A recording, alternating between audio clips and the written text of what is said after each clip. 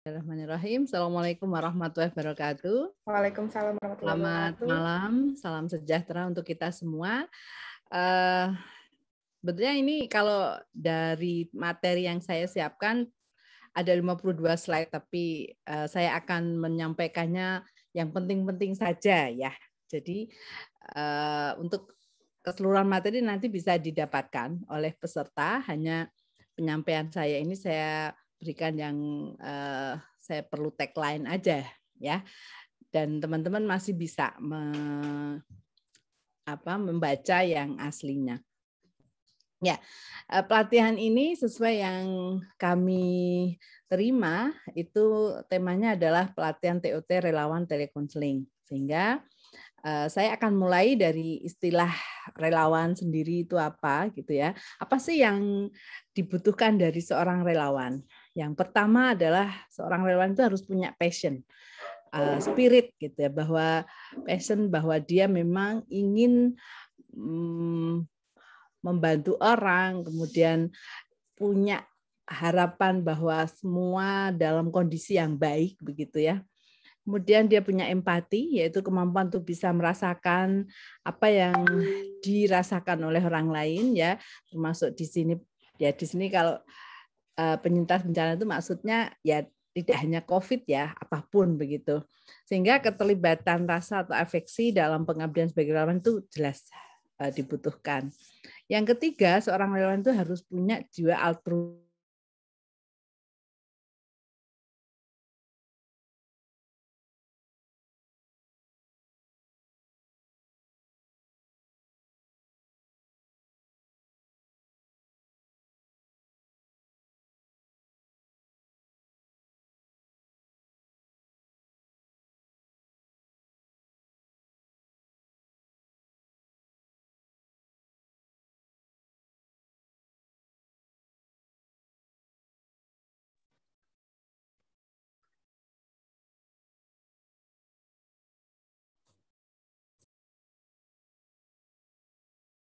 Mohon izin, ini apakah internet Bu Ratna nggih? Bu Ratna?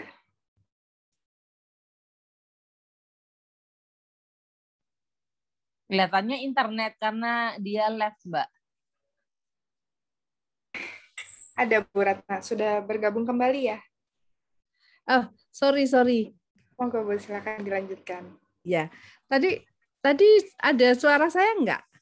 Tadi sempat terputus selama beberapa menit, iya. Oke, maaf. Ini berarti share screen-nya juga enggak muncul ya? Tidak muncul Bu, belum. Oke. Boleh mungkin diulang lagi. Oh ya. Oke, kelihatan? Dereng Bu, belum ini sepertinya. Sebentar. Kalau di laptop saya udah ada. Sebentar.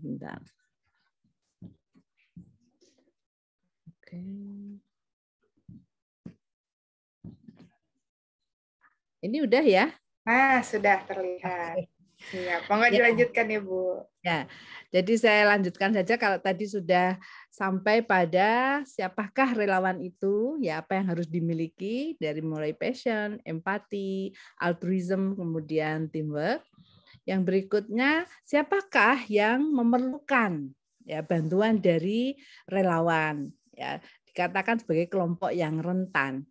Kelompok rentan ini bisa orang yang memiliki keterbatasan ya secara fisik, kemudian orang yang memiliki mental illness secara serius begitu ya, kemudian lansia, lalu emergency personal. Jadi dalam kondisi pandemi COVID ini justru tim paramedis itu termasuk kelompok rentan karena mereka biasanya bekerja dalam waktu yang lama tanpa jeda menangani korban. Nah, itu justru juga butuh didampingi relawan.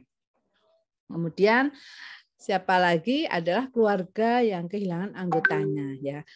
Saat ini kita hampir setiap hari ya, setiap hari entah itu di grup WA, Facebook, IG selalu ada ya, kalau saya sendiri ya selalu ada innalillahi. Nah, itu kalau udah baca pesan dimulai dengan innalillahi itu sudah rasanya tuh sudah langsung ini ya imunnya berkurang gitu. Nah, kondisi pandemi yang kemarin apalagi ya 2 minggu terakhir ini kan sangat sering gitu. COVID itu sudah mengambil orang-orang dekat kita. Nah, ini bagi orang yang tidak siap ya dia butuh didampingi. Oke. Nah, biasanya orang-orang yang rentan ini adalah orang yang sering memikirkan peristiwa yang traumatis, menjadi sangat pasif atau tidak peduli, takut pada situasi tertentu, sedih, ya, kemudian khawatir akan kehilangan, apalagi kalau misalnya ada anggota keluarganya yang meninggal begitu ya, dan ya perasaannya masih berkecamuk ya, rasa duka kehilangan itu. Kemudian juga menjadi lemas, kehilangan semangat, nafsu makan turun, padahal tadi seperti yang dijelaskan oleh Ibu Dokter sebelum saya ini kan betapa justru orang yang entah itu bergejala ringan pun harus selalu punya semangat untuk makan yang banyak, minum vitamin dan sebagainya. Nah, tapi kita juga tidak menutup mata biasanya orang-orang yang yaitu tadi seperti disampaikan oleh Pak Prof. Irfan tadi, begitu dinyatakan positif saja sudah langsung drop, ya nafsu makan turun, kehilangan semangat dan lain-lain. Kemudian ada beberapa yang sampai mengompol, lalu susah berkonsentrasi karena selalu berpikir, aku kok bisa kena COVID ini dari siapa, dari mana, yang menulari saya, nah macam-macam lah, sehingga menjadikan susah berkonsentrasi. Dan bahkan tidak percaya dengan orang lain, menjadi amat sangat paranoid ya, mudah curiga, sampai pada ragu akan masa depan. Jadi kalau ada berita-berita, apalagi kalau ini ya meskipun mungkin berita itu tidak salah, tetapi saya membayangkan ketika orang yang sudah terkena COVID ini kemudian misalnya membaca berita bahwa pasien yang pernah menderita COVID itu paru-parunya menjadi cacat dalam tanda petik ya, tidak bisa berfungsi secara optimal untuk seterusnya. Nah, itu kan berita yang bagi orang yang sangat mudah berkecil hati itu menjadi masa depan itu menjadi berbeda begitu ya. Mungkin sebelum ini dia tidak pernah membayangkan hal itu. Nah, kemudian bentar. Nah, efeknya adalah biasanya orang ini akan mengalami kecemasan, kepanikan, dan ketegangan, begitu. Lalu meskipun kalau yang ringan ini biasanya akan pulih ya. Seperti kita sekarang ini kan, dulu awal COVID itu kan panik ya kita ya. Segala informasi tentang COVID itu rasanya tuh nggak pernah cukup gitu untuk membuat kita itu tenang gitu. Tapi dengan berjalannya waktu, apalagi ya kita sendiri paham bahwa ini pandemi di seluruh dunia itu mengalami, sehingga kita sendiri ya sebagai orang yang normal akhirnya ya wes piye meneh gitu ya. Ya sudah memang kondisinya seperti itu. Nah, jadi dia akan pulih. Jadi kita sendiri akan pulih dari kepanikan itu menjadi ya udah yang penting kita ya prokes gitu ya, jaga kesehatan, konsumsi vitamin dan sebagainya. Itu jadi efek psikologisnya ringan, kita selesai, tidak panik lagi. Dan ini muncul di sebagian besar survivor ya, atau orang yang pernah mengalami OTG atau mungkin ya mengalami COVID yang gejala ringan. Ini juga akan mereda dengan sendirinya kecemasan-kecemasannya. Nah, sedangkan jika efek psikologisnya sedang, itu biasanya dia akan mengalami kecemasan secara menyeluruh, dia akan menarik diri, terganggu secara emosi, ya mudah marah atau mudah berpikir negatif, begitu ya. Kemudian pemulihan normal akan terjadi dalam jangka waktu yang lebih panjang dibanding gangguan ringan. Nah, kemudian dapat mengarah ke gangguan perilaku yang lebih parah. Jadi begini, kenapa ada orang yang sama-sama terinfeksi virus COVID ini, ada yang cepat pulih, tapi ada yang sangat mudah drop atau bahkan makin parah. Padahal barangkali tadinya sama, gejalanya sama. Nah, ini juga dipercaya karena efek psikologis. Ya, pada orang-orang yang tidak mendapatkan dukungan ya psikososial, maka ini akan biasanya yang tadinya ringan, tapi karena dia kalut ya, kemudian juga semangat hidupnya menjadi drop begitu ya, otomatis fisiknya menjadi lemah dan diperparah dengan tidak nafsu makan dan sebagainya. Nah, ini akhirnya malah yang tadinya ringan menjadi semakin berat. Nah, oke.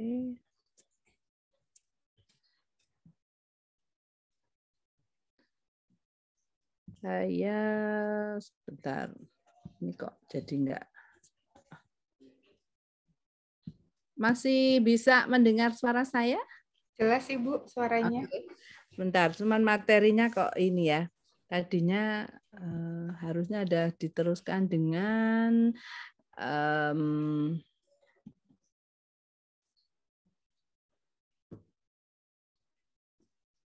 nah, efek psikologis berat ya. Jadi di sini kalau udah berat berarti ini harus ditangani oleh profesional. Jadi biasanya ini bukan lagi wilayahnya relawan yang notabene bisa siapa saja. Tapi kalau sudah efek psikologis berat ini ya minimal psikolog atau bahkan kalau memang membutuhkan obat dibawa ke psikiater. Karena kalau sudah berat itu sudah gangguan mentalnya itu sudah memenuhi kriteria diagnostik ya. Bahkan muncul kecemasan atau gangguan berpikir ya, gangguan berpikir yang tidak rasional lagi ya, dan itu sangat mengkhawatirkan jika tidak dibantu dengan tenaga profesional. Oke. Nah, di dalam tugasnya seorang relawan itu kita menyarankan ya siapapun Anda yang berniat menjadi relawan, yang pertama adalah posisi sejajar. Maksudnya kita tidak menempatkan diri kita di atas atau di bawah ya, tapi kita betul-betul menjadi orang yang mau dan mampu menjadi pendengar yang baik ya. Lalu bisa berempati baik secara verbal maupun nonverbal. Jadi saya kira beberapa waktu yang lalu sudah viral juga ya, hal-hal yang dihindari ketika mengetahui di sekitar kita ada yang terkena COVID gitu. Saya pernah membaca itu bagus ya. Jadi misalnya tidak boleh ada kata-kata misalnya kok bisa. Nah, itu nggak boleh itu. Itu secara verbal itu sudah menunjukkan kita tidak berempati. Seolah-olah kan kita menuduh. Nah, ini nggak boleh dilakukan oleh relawan. Jadi kalau mendengar ada yang positif ya kita tetap harus meyakinkan dia bahwa kondisi itu tuh memang bisa terjadi pada siapapun. Jadi tidak perlu mencari salahnya siapa. Ya. Kemudian dalam berkomunikasi kita juga menggunakan bahasa yang sederhana, bahkan kalau perlu dengan bahasa daerah pun boleh ya. Lalu awali pembicaraan dengan bahasa yang menunjukkan kepedulian. Jadi ya bahwa kita itu prihatin dengan apa yang dia alami ya. Kemudian menawarkan bantuan seperti tadi karena memang yang namanya COVID ini adalah problem yang berkaitan dengan kesehatan begitu ya, maka ya kita bisa melakukan menawarkan bantuan-bantuan yang tadi apakah misalnya dia sudah memiliki alat saturasi ya, saya kira ini kan sekarang sudah setiap rumah harus ada namanya ya saturasi, kemudian termometer, ya madu ya kalau misalnya produk-produk yang dikonsumsi itu ya vitamin-vitamin. Nah, kita bisa menawarkan bantuan. Lalu pastikan mereka pada situasi yang aman, yang bahwa mereka tidak dikelilingi oleh orang-orang yang ya saya pernah mendengar gitu ya, ada mahasiswa itu yang di kos ketularan COVID begitu, kemudian ketika dia bilang ke orang tuanya mau pulang begitu, justru orang tuanya ya menolak ya, tapi juga tidak memberikan solusi. Nah, ini kan membuat yang tadinya dia biasa-biasa saja, ya udah aku memang positif ya, aku harus melakukan sesuatu begitu. Tapi karena tidak ada dukungan menjadi tidak aman begitu situasi yang dihadapi. Kemudian kita juga memberi dukungan dan memberi semangat, lalu banyak mengajak bicara tentang hal-hal yang disukai ya. Jadi kita sering mendengar kan kalau misalnya ada teman yang positif gitu isoman gitu, udah kamu enggak usah baca WA, enggak usah lihat TV, lihat apalah sosmed yang berkaitan dengan COVID, udah enggak usah dibaca, enggak usah diutik-utik yang itu, karena kita khawatir dia dengan banyak membaca itu justru yang yaitu tadi yang sebetulnya gangguannya ringan malah akan jadi berat. Makanya kita menyarankan dia untuk udahlah lakukan hal-hal yang kamu sukai, nonton film kayak cari YouTube yang lucu-lucu kayak nostalgia lagu-lagu atau apalah aktivitas yang lebih menyenangkan. Kemudian yang disarankan lagi bahwa kita mengatakan pada yang bersangkutan bahwa yang dialami itu adalah wajar atau normal ya, kalau bahasa Jawanya itu se-Indonesia Raya gitu. Jadi bukan hal yang perlu dipikirkan dengan berat gitu loh, karena tertulari COVID itu ya sangat wajar, sangat normal. Yang penting kita sabar, kemudian kita mendengarkan dia dan juga menjadi orang yang bisa dipercaya. Lalu ketika misalnya terjadi diskusi adalah dalam rangka mencari solusi, tidak diskusi yang tadi itu mencari sumber masalah gitu ya, tapi yang penting mengatasi masalah. Lalu pahami reaksi yang muncul, mengajak untuk beraktivitas ya tadi, beraktivitas yang menyenangkan, entah itu mengajak yoga atau menyarankan dia apalah olahraga ringan jika memang dia masih ini ya, masih gejalanya tidak berefek pada kelelahan atau kelemahan fisik ya. Kemudian juga berikan pendampingan, tapi ingat jangan sampai dia tergantung. Jadi makanya kita bantu untuk dia mandiri.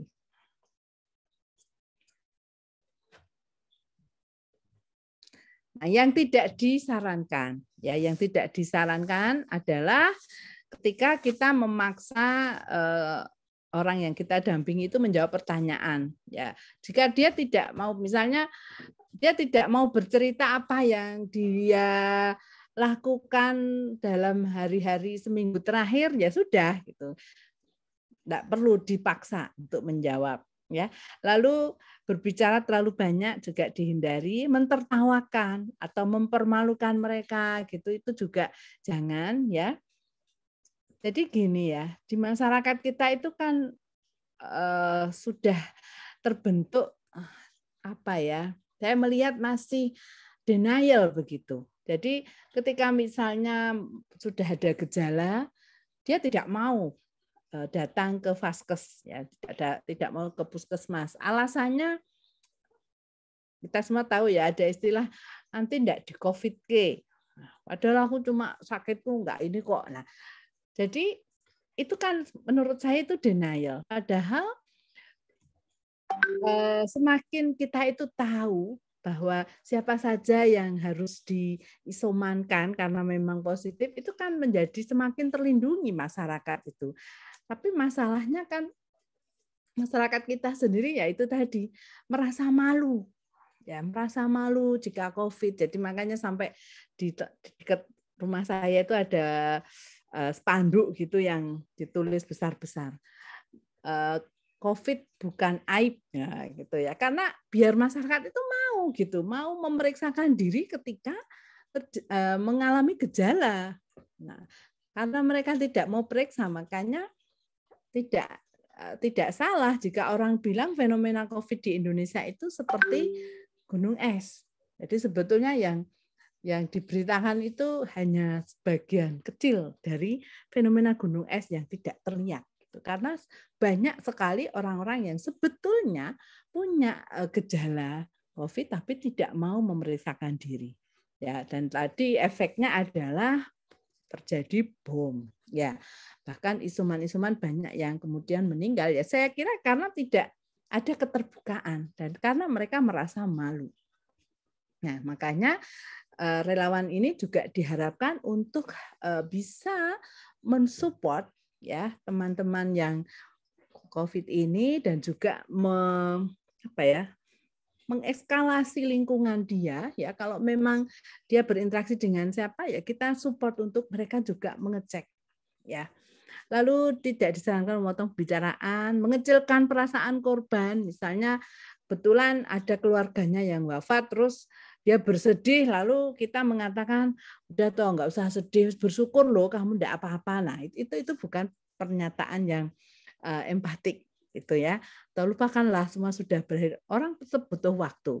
Ya, waktu adalah penyembuh terbaik ya. Jadi artinya tidak bisa seseorang itu ketika merasa kehilangan ya, itu kemudian langsung disuruh melupakan, tidak bisa.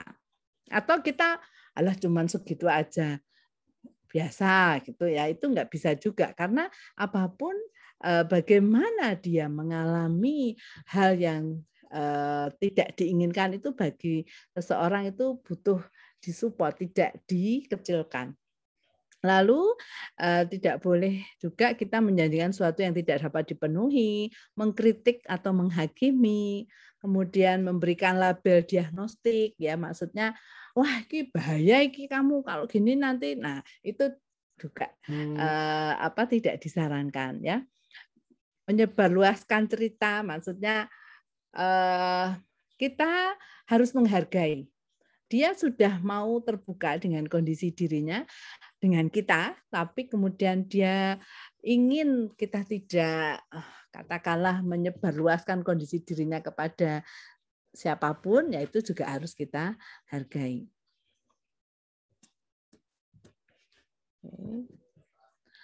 Nah, kegiatan-kegiatan ini saya kira nanti bisa dibaca. Nah, saya akan meneruskan dengan yang lebih spesifik ya. Kita namakan itu adalah langsung saja PFA. Nah, PFA singkatan dari Psychological First Aid ya. PFA ini merupakan serangkaian keterampilan yang bertujuan untuk mengurangi dampak negatif stres dan mencegah timbulnya gangguan kesehatan mental yang lebih buruk yang disebabkan oleh bencana atau situasi krisis. Jadi ketika orang dinyatakan positif dan juga mengalami ketidakberfungsian organ dengan sehat begitu ya, entah itu gejalanya batuk, sesak nafas dan sebagainya, itu pasti juga pikirannya mudah terganggu. Nah, sehingga disinilah pentingnya dilakukan PFA.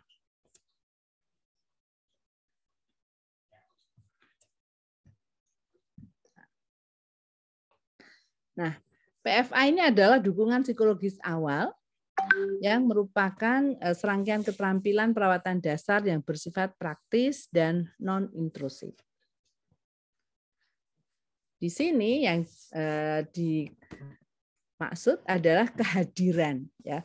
Jadi relawan ini adalah orang yang hadir, ya hadir meskipun mungkin tidak secara fisik ya, namanya juga kita ini semuanya serba daring gitu ya. Tetapi Anda adalah orang yang selalu hadir ya.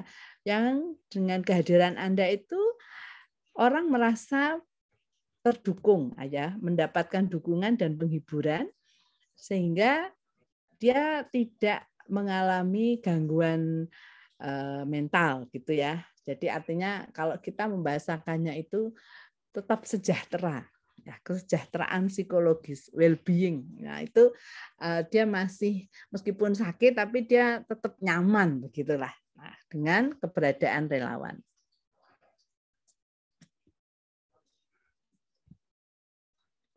Ini kok jadi gini.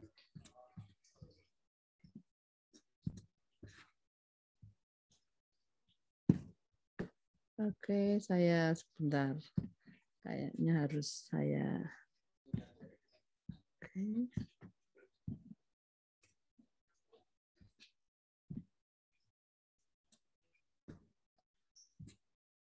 Nah, tujuan PFA adalah mengurangi dampak negatif dari pengalaman traumatis, menguatkan fungsi adaptif jangka pendek dan jangka panjang dari penyintas, dan mengakselerasi proses pemulihan. Ya, jadi dengan PFA ini diharapkan dia mentalnya itu tetap positif, ya, pikiran-pikirannya tidak terganggu, tetap bahagia, begitu ya, semangat untuk sembuh. Nah, kalau seperti itu, insya Allah semua gejala itu akan satu demi satu hilang. Ya, jadi makanya yang penting kita itu bisa membuat pasien COVID itu tetap nyaman.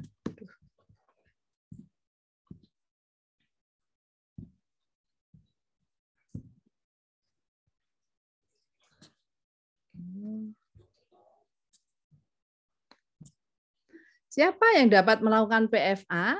Ya, tidak harus orang psikologi ya, masyarakat awam boleh ya. Di mana di sini orang yang bisa tadi itu memenuhi syarat sebagai relawan tadi itu sebetulnya bisa menjadi pelaku PFA.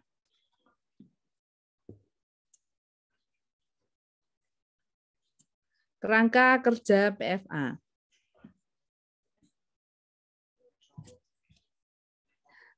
PFA itu SFA ya, biar gampang. PFA adalah safety, function, dan action. Ya, ingat 3 kata kuncinya adalah safety, function, dan action. Safety yaitu memenuhi rasa aman orang yang memerlukan dukungan. Yang function adalah mendorong keberfungsian orang yang memerlukan dukungan. Dan action adalah memfasilitasi orang yang memerlukan dukungan untuk bertindak dan berpartisipasi dalam proses pemulihan diri dan penyintas lain. Jadi ketiga target ini dapat dijadikan sebagai suatu panduan pemberian bantuan yang standar, namun tidak harus dilihat sebagai suatu yang yang kaku gitu ya. Jadi intinya kita menjadi relawan itu kita melakukan PFA.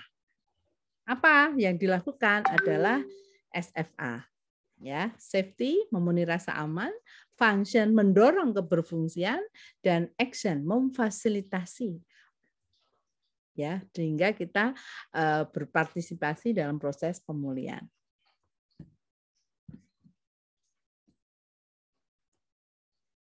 Safety, function, ya ini gambarnya ya, function dan action.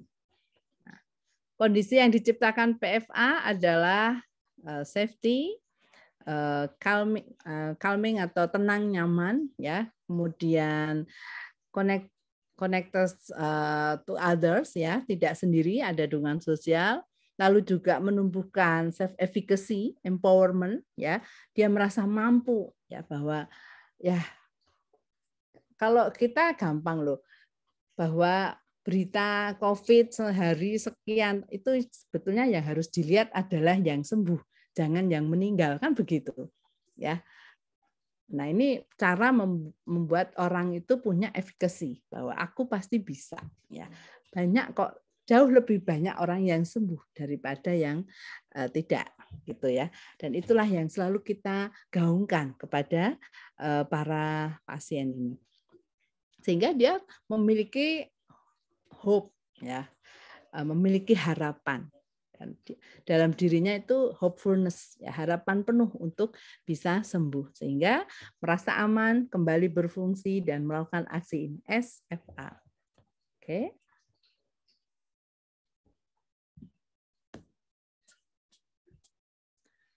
SFA itu juga memiliki strategi ya. Safety itu strateginya adalah safeguard dan sustain, ya, melindungi dari bahaya, memenuhi kebutuhan dasar.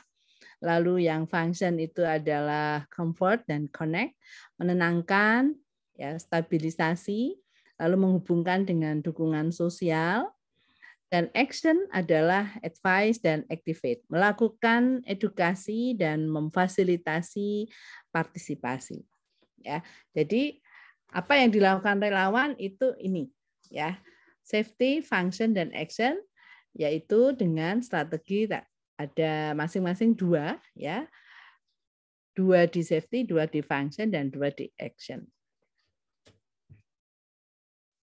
Nanti kalau ada yang mau diperjelas boleh, jika ada waktu bisa kita diskusikan, ya. Langkah persiapannya memahami situasi dulu, di mana di sini kita akan memulai kontak dengan empati dan hadir. Ya, maksudnya ketika kita mendampingi itu ya memang dia betul-betul merasakan kehadiran kita. Memberikan rasa aman, ya, mengembalikan rasa aman fisik dan psikologis, dan menyediakan kebutuhan dasar orang yang memerlukan dukungan. Ini bisa baca sendiri juga, ya. Jadi menghindarkan dari bahaya, menyediakan tempat yang aman. Jadi misalnya apakah dia cukup di rumah atau harus di shelter? Nah, itu tadi sebetulnya sudah diterangkan oleh Bu Dokter, ya, bahwa kalau memang di keluarganya itu tidak semuanya positif, nah berarti apakah yang positif ini lebih aman di shelter atau di rumah sakit, itu memang keputusan dari tim medis, ya. Tetapi sebagai relawan kita mendukung sepenuhnya apapun yang diputuskan oleh dokter. Ya, apakah dia di shelter ataukah harus masuk rumah sakit dengan kondisinya. Nah, yang penting kita meyakinkan dia bahwa semuanya itu aman buat dia. Ya, kalau tadi bahwa masih banyak orang yang tidak mau pergi ke vaskes karena dia tidak aman. Nah, ini kan berarti ada kesalahan berpikir. Ya. Yang benar kan ketika dia periksa ke vaskes dan memang positif, ya ada action yang harus dilakukan. Apa pengobatan seperti apa, dan itu akan lebih memudahkan tidak istilahnya tidak mengumbar kemana-mana virusnya itu. Tapi karena banyak orang yang masih denial, orang yang masih ada kesalahan memahami, ya, sehingga yang terjadi seperti sekarang. Lalu menyediakan informasi yang dapat dipercaya. Nah, ini juga kesulitan kita kan di sini, ya. Banyak sekali informasi-informasi di sosmed itu yang hoax-nya itu luar biasa gitu, ya, sehingga kita sebagai relawan juga harus pintar-pintar menyaring begitu, mana yang bisa dipercaya, mana yang enggak, dan itu yang perlu disampaikan kepada yang kita dampingi, ya. Jangan sampai kita sendiri korban hoax gitu, ya, yang membuat situasi malah menjadi tidak aman dan tidak nyaman. Apa yang mungkin dialami oleh orang setelah kehilangan pekerjaan, mata pencahariannya, keluarga atau sahabat yang disayangi, atau kehidupan sosialnya. Nah, ini kalau sampai yang kita dampingi itu mengalami ini, maka kita juga harus mendorong keberfungsian. Tujuannya adalah memberikan kenyamanan, menenangkan, mengupayakan kondisi yang lebih stabil, ya. Jadi apa, misalnya ada anggota keluarga yang meninggal atau kehilangan pekerjaan. Nah, apa yang harus kita lakukan? Maka di sini kita harus bisa mendorong keberfungsian. Nah, berikan perhatian melalui kata-kata dan perbuatan yang tidak menyakiti atau menyinggung perasaan. Tadi, ya, sebetulnya sudah kita bahas, ya, dengan mendengar aktif, menerima perasaan, mengajak relaksasi, ataupun grounding. Kemudian menjaga keterhubungan agar tetap merasa bersama dan berhubungan satu sama lain, ya, terutama misalnya ayah kehilangan pekerjaan. Nah, fungsi ayah tetap ada, fungsi ibu juga bagaimana menjamin ketenangan semua, ya. Kemudian tanyakan adakah pihak lain yang ingin diberitahu atau dihubungkan misalnya terjadi sesuatu, ya. Misalnya ini ya contoh, apakah sudah tepat? Misalnya ada tanggapan, sudah jangan menangis Bu, orang lain ada yang nasibnya lebih buruk dari Ibu. Nah, ini tentu kita sepakat ini adalah pernyataan yang kurang tepat, ya. Sabar Pak, segala sesuatu ada hikmahnya. Ini gimana, tepat atau tidak, ya. Relakan, kepergiannya lebih baik baginya. Nah, apakah Anda mau saya membantu menghubungkan dengan ibu Anda? Nah, ini kalau yang terakhir kita mengajak orang yang kita temani itu untuk berpikir solusi, ya. Contoh tanggapan yang tidak diharapkan. Ya, ini demi kebaikan. Sudah waktunya untuk pergi. Nah, ini semua adalah hal-hal yang tidak disarankan untuk dilakukan oleh relawan. Lalu langkah ketiga mendorong untuk bertindak dan merencanakan tindak lanjut, yaitu mendorong orang untuk memerlukan dukungan, untuk terlibat dalam proses pemulihan dan membantu menyusun rencana tindak lanjut.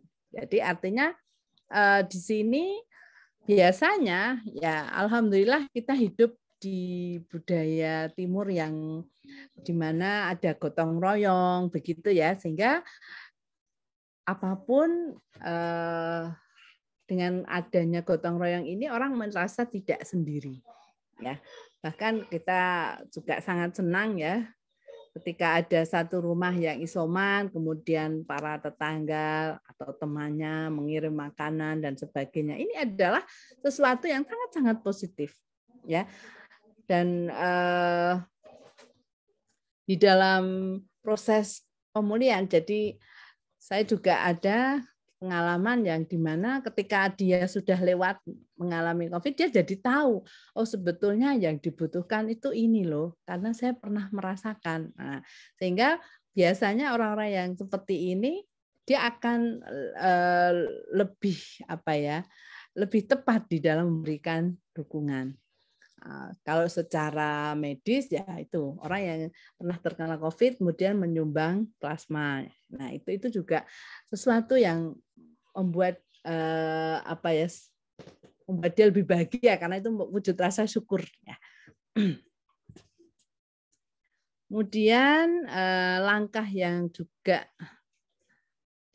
bisa dilakukan mendorong orang yang memerlukan dukungan untuk kembali pada rutinitasnya atau aktivitas yang dapat dilakukan, lalu menghubungkan dengan layanan lanjutan. Jadi misalnya tetap selalu waspada dengan apa yang bisa saja terjadi, kemudian lebih aware dengan kondisi diri maupun lingkungannya. Nah, itu semua adalah bisa kita lakukan ya, mendorong itu untuk mereka yang kita dampingi itu bisa lebih berfungsi ya.